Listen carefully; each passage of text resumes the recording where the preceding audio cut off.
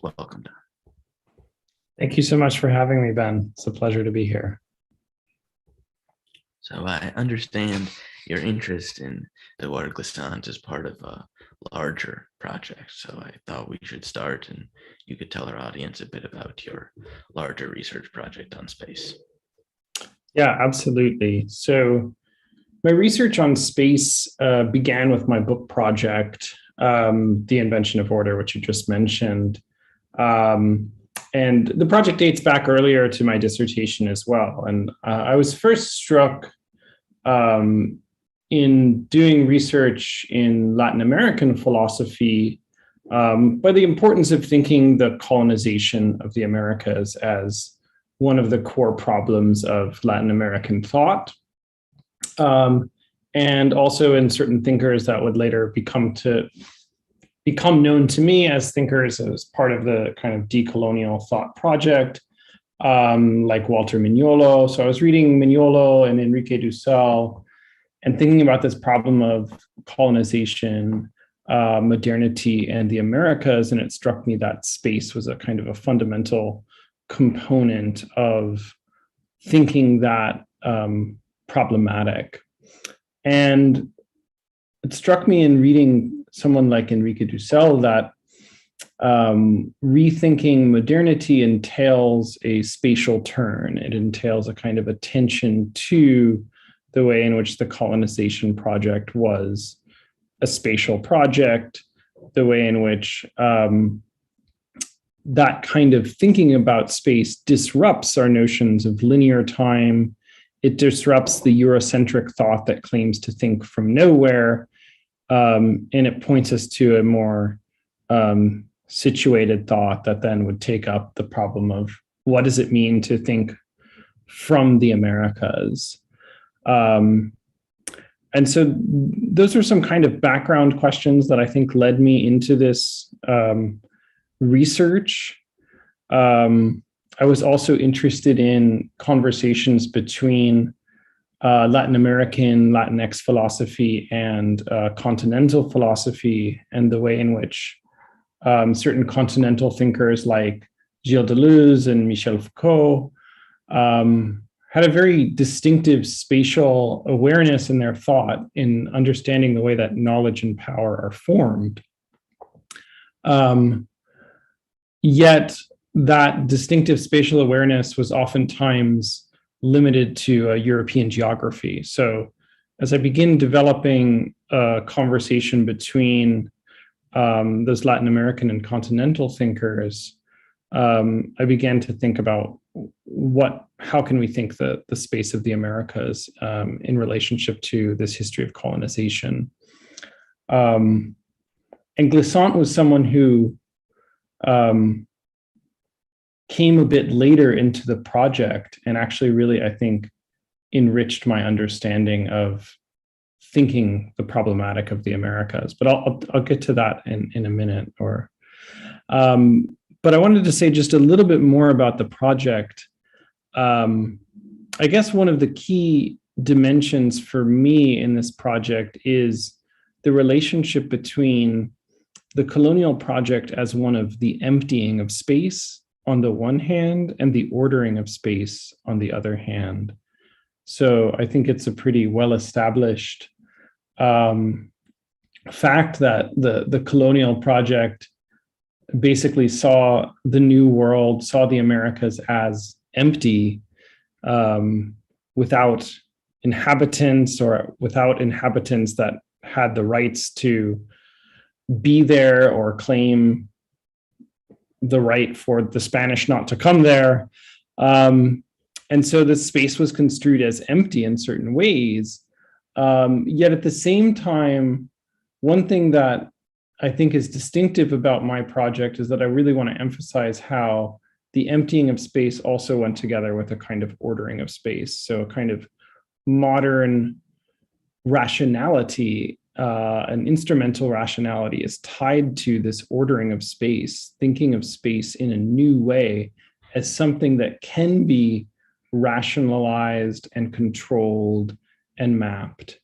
And that notion also connects with the government and racialization of the populations that are involved in the colonial project. So the notion that space is ordered is going to be essential to the colonial project insofar as its regime of both knowledge and power and extraction of resources. So we can see that ordering operating at a variety of different levels, both on the ground in the Americas, in the very kind of ordering of urban space, the spaces that indigenous peoples are placed into, the space of the plantation.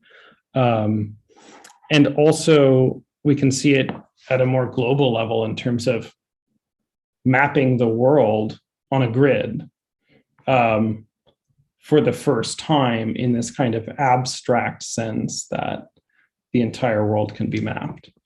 So that's, I guess those are some of the main questions of the larger project that I would just introduce here at the beginning.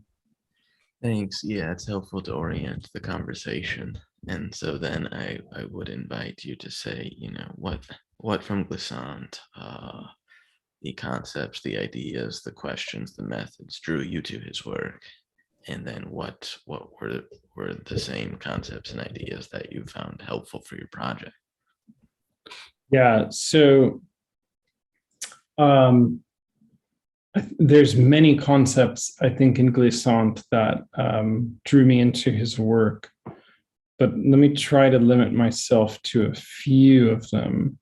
So I think spatially, the critique of rooted space and the critique of filiation, but then also the notion of the archipelago and archipelagic thinking that opposes continental thinking.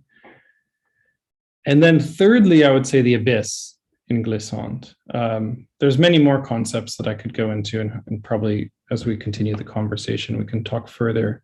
But just starting with those three, I think Glissant's notion of the critique of rooted space and filiation was something I found incredibly striking to think about the space of the Americas and the space of the Americas in the wake of colonization, particularly for the Afro-Caribbean diaspora. Because I think what Glissant is attempting to think is a notion of belonging and a notion of relation that that is built on a foundation that's not rooted. And so I think on the one hand, he's able to think a kind of notion of the Caribbean from out of an abyssal space. And on the other hand, he's able at the same time to critique many of the fundamental notions of modern European philosophy and European thought with respect to the relationship between space, subjectivity, belonging, rootedness. So I think what Glissant is doing in his critique of rooted space is thinking about the possibility of subject formation, particularly in the Caribbean and for the Afro-Caribbean subjects who were brought to the Americas against their will and who did not know one another and were forcibly placed together, but thinking the possibility of a kind of notion of modernity or counter-modernity in that notion of belonging that doesn't tie itself to these deep roots of filiation. That's not to say that this notion is without roots altogether. I think Glissant's also really helpful here in thinking about a notion of horizontal roots and relationality that's connected to horizontal roots and rootedness. Perhaps this is also where his notion of the archipelago is particularly insightful and important. And again, a kind of fundamental intervention against continental European thinking, that thinking from the Caribbean means thinking from a place that is fragmented, thinking from a place that is dispersed. And it also is a model of thinking that's against the notion of the condensation of a linear history into one centered space that you get with continental thinking, or that you get with Hegel's vision of the Mediterranean as the kind of culmination of history. So this spatial thinking also gives us a different vision of what history would look like if we take the Caribbean as the center without center, right? If we shift the center, but also don't revert ourselves to that same thinking of centrality. I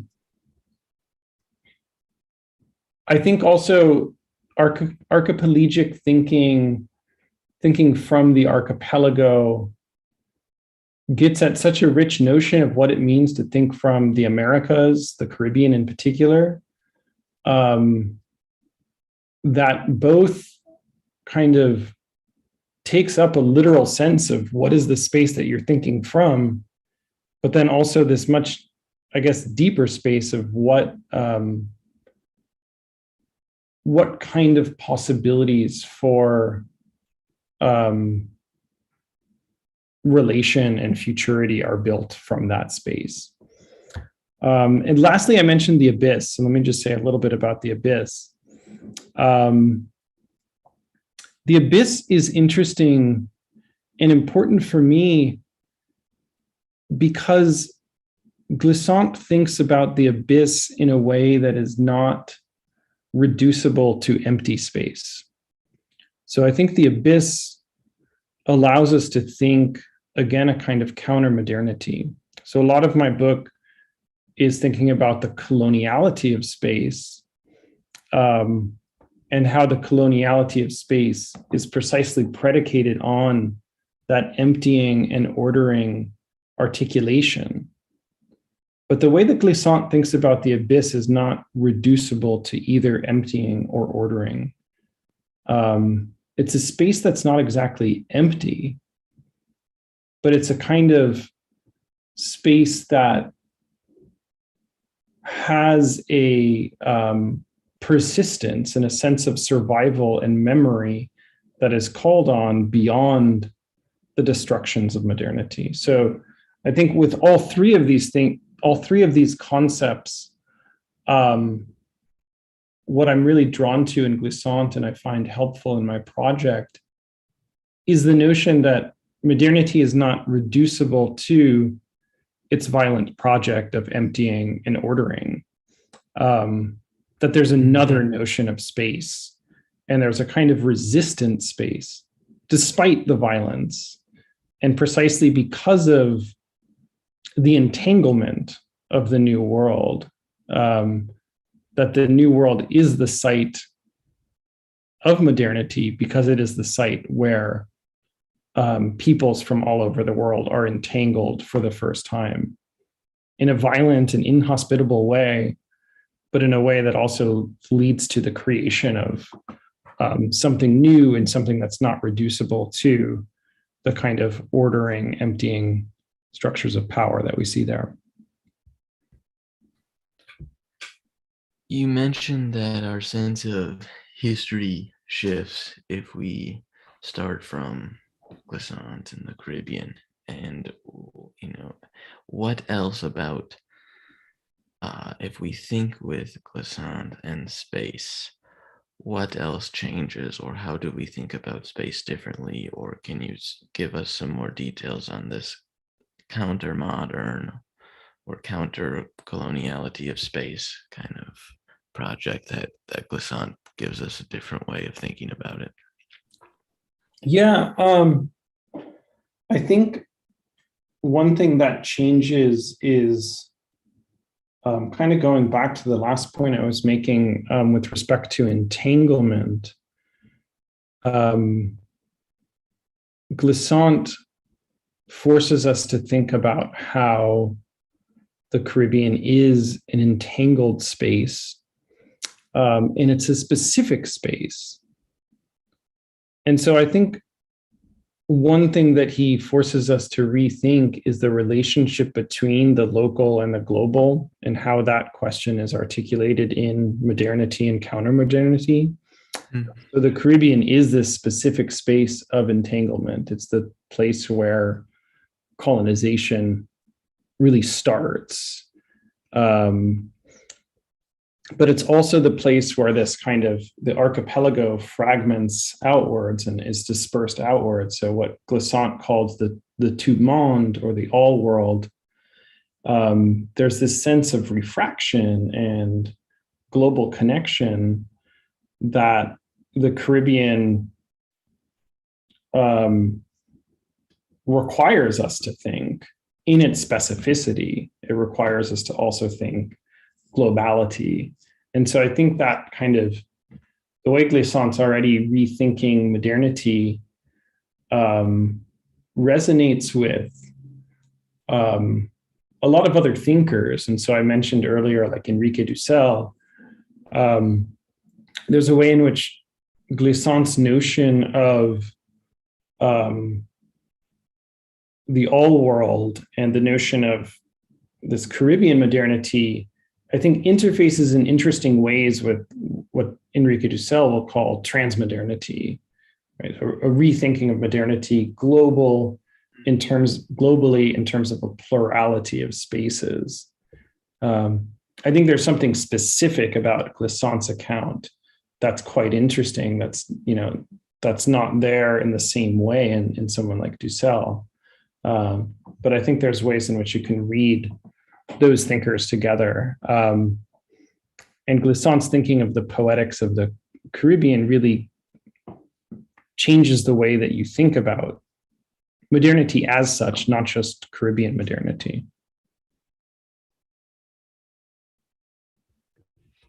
I have a lot of further questions from that answer, some of which I'll save, and I would encourage our audience to post questions if they have them, and we'll get to them in a moment. I was thinking, I am not a good thinker of space, as I have realized in conversation with you and reading geographers and others, and so I'm learning. But anyway, in Demonic Grounds, Catherine McKittrick, reading Glissant, says that for Glissant, the poetics of landscape awakens language, including from the landscape making intelligible Black struggles in the Caribbean. Glissant has that line, our landscape is our only monument. So in monument, maybe we hear questions of history that you're talking about, and I'm wondering, how do you think about this relationship between not just space, maybe, but if I can put it in a slightly different register, land and history in Glissant?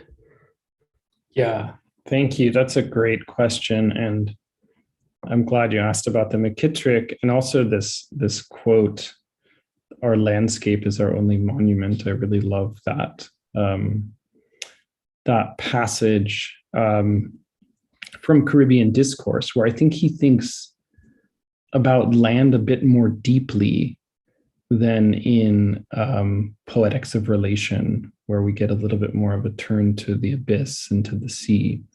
Mm-hmm. But I don't think he's leaving it behind. I think it's just a matter of emphasis. But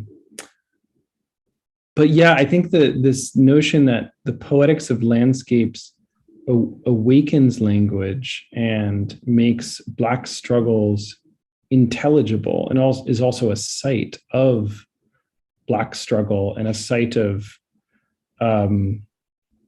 struggle in the Caribbean, I think is really important. I think, so there's a few things at work in that notion that landscape is the only monument and landscape is history. I think it's the notion that there's memory in the landscape, landscape as a source of memory and also as a source of the articulation of language, but in particular, the notion that to think the Caribbean, we need a more than human archive, and particularly to think Blackness in the Caribbean, we need a more than human archive because there is not a written archive that is left behind that extensively offers a clear memory of what happened. So in the Middle Passage. So I think the landscape is a kind of poetic reservoir for Glissant. And it's littered with memory.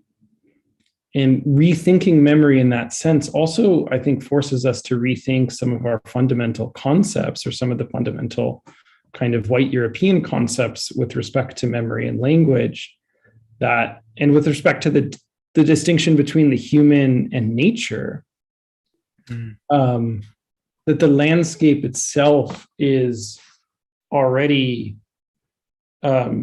speaking to us about this human history, right? And human history is embedded in the landscape. And so I think in a sense, Glissant's not naturalizing the landscape, but he's thinking about how it already undoes the human and nature divide. And I think this points to a kind of like ecological thinking in Glissant, which is something I'm interested to explore more, but it hasn't come out as much as I would like, I think, in my work on Glissant so far. But there's this ecological sense that articulates the more than human memory. It also reminds me of just a kind of comparison and then disjunct with Latin American philosophy,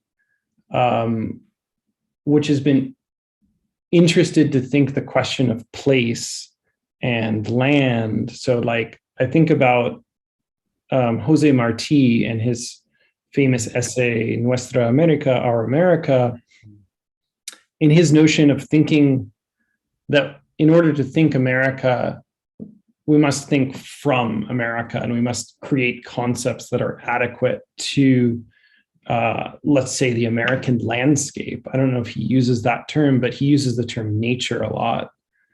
And so there's this kind of turn to nature as the possibility of building distinctly American ideas. And I think there's a spatial sense to that, building of American ideas from nature and landscape. I think with Glissant takes us like a step further. I was going to mention, like Marti talks about making wine from plantains, even if it's going to be sour, at least it will be our wine. But I think Glissant takes us a step further because his notion of, I think Marti is still resorting in some sense to a 19th century concept of nature. I think he's going beyond some traditional notions of nature, but I think in Glissant, we get this kind of this thinking of the landscape that really it is nature, but it's not the nature that's divided from the human, and it's not the nature that's reified as something that can be controlled and known and categorized. And so I think that's also for the same reason why some of his kind of botanical metaphors and thinking are particularly, let's say, powerful and fecund is because, right, he thinks about like the notion of the mangrove or the rhizome. This is the Caribbean landscape, but it's also a model for a kind of a metaphysics, a way of being, a way of thinking.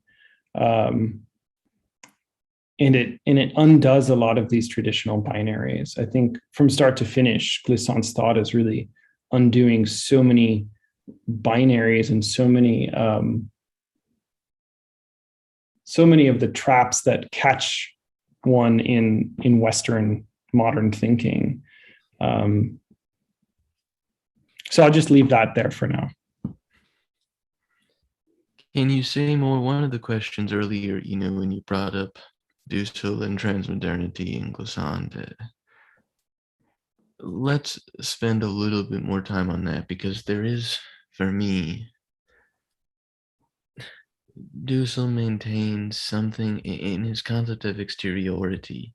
I hear this kind of Levinasian sense of this other and this stronger divide as so there's exteriority, and then I see transmodernity as maybe getting around some of those divisions of the exteriority, but still perhaps doesn't go as far as Glissant in emphasizing something like entanglement or creolization, that to my ear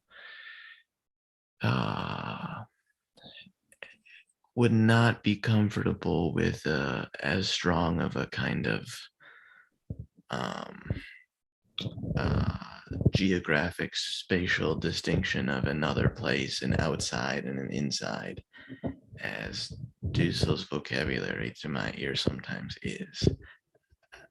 How do you think about that transmodernity and entanglement in kind of, or whatever creolization, whatever word from Glissant you want to use in dialogue with Dussel there? Yeah, that's a good question. I mean, I don't think that Dussel has a strong concept of entanglement or something like creolization. I mean, I think he does have a sense in which I am always already entangled with the other. And so there is a sense of relationality there. And something like proximity in Dussel, which is again a spatial concept. I mean, he says it's not literally spatial. It's not the same thing as the proxemic of two objects being close together. It's more this kind of ethical proximity.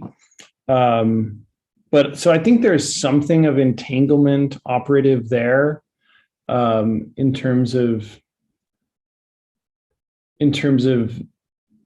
the other already being within me. And there's a notion, I think, with exteriority that there is also a kind of opacity towards the other. I mean, I don't want to collapse these concepts between Glissant and Dussel. So I'm aware that wouldn't be the best way to go. But I think there's a possibility for a conversation. But let me just say a little bit more on transmodernity. And I was thinking of the notion of center and periphery in Dussel is so it's a kind of like a starting point for thinking about global spatiality and modernity. And, we see these notions in dependency theory, and then as they get developed into like world systems theory. But yeah, I think the center periphery divide still gives us a kind of a binary division, and it's still kind of, it doesn't sufficiently displace the centrality of Europe in a way. But I think as Dussel's thought matures, he starts to think more in terms of a global network and not just a center periphery division. So I think there is more this kind of sense of regional powers and regional worlds that are carved out, and then the provincialization of Europe that would be central to anything like transmodernity. But I think what's missing is certainly, I guess, the notion that like the Caribbean as this kind of non-centered center of modernity is missing from Dussel. He does want to flip the script and say the Americas are the first site of modernity, but he does it in a much different sense. So I think Glissant helps us to take some of those thoughts even deeper, I guess is what I would say. And can you just point our reader or our audience to the kind of texts or places they could go for what you mentioned in Dussel's more kind of entangled or interrelated sense? Yeah, I mean, I think even in the book that's translated as The Invention of the Americas, his 1992 Frankfurt lectures, I think that already starts to go a little bit further than the way he lays things out in Philosophy of Liberation. Mm-hmm. And then if you turn to the Ethics of Liberation book, which is a very long book, mm-hmm. But there's an introduction to the book that's itself like a little mini monograph. I think it's like 80 pages. And there, I think, is a good place to just get a sense of how he's rethinking some of these categories of like world systems theory and global modernity. And this is where he's starting to develop the notion of transmodernity in particular. So I think those two places would be good. And finally, can you tell us a little bit about some of your next projects? Where are you going from here? How is Glissant a part of that? And so on. Oh, yeah, absolutely. So, I mean, one thing that I want to think about more as I'm concluding the revisions to my book is the relationship between Latin America and the Afro-Caribbean. And I think it's valuable to think these questions together, but requires a careful thinking about the dispossession of indigenous space and the dispossession of African subjectivity and diasporic African space as not collapsible, but also as not completely incommensurable. And also at the same time, questions of indigenous and Black resistance in the Americas. So the question of Native and Black relationality in relationship to landscape, space, resistance in the Caribbean and the Americas. These are some questions that I'm thinking about right now. And one thinker that I found helpful with addressing these questions is Tiffany King's work on the Black Shoals, where she uses this image of the Black Shoal as a site of a meeting point, which is also a kind of a tense meeting point, as a potential site of disaster, but also a site of slowing down. So the shoal is the place where kind of land and sea meet. But she's also pushing for not separating Blackness and indigeneity in terms of liquid sea versus a kind of landed notion of indigeneity. And so I think Glissant is actually a thinker that's in some ways already quite helpful in thinking some of these questions through his notion of creolization.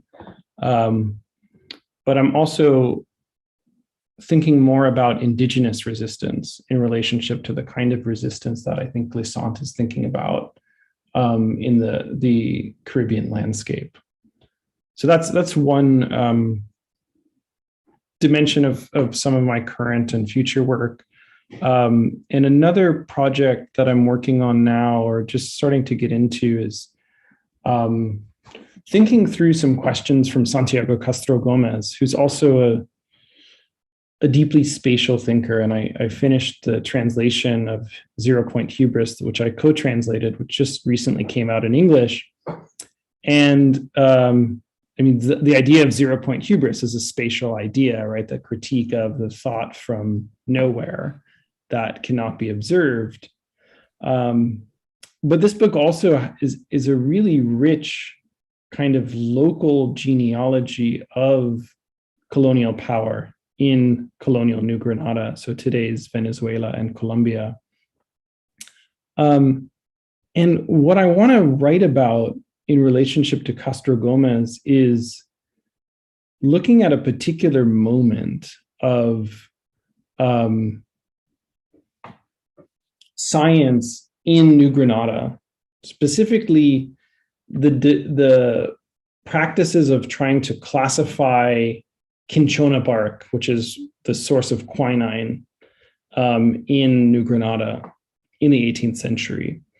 And so there's all kinds of debates which are charged with coloniality, racism, and scientific knowledge. But also, if we take an example like cinchona bark, we can begin to think about the relationship between the healthy body, the global trade of the value of this kind of turn towards botany and crops rather than gold and silver, and the notions of race and knowledge that are at play in this kind of the expropriation, in this case, of indigenous knowledge with respect to the healing properties of cinchona bark. So I want to look at how one example of a very kind of local moment in the colonial archive can allow us to think about this kind of global entanglement of science, knowledge, race, and politics.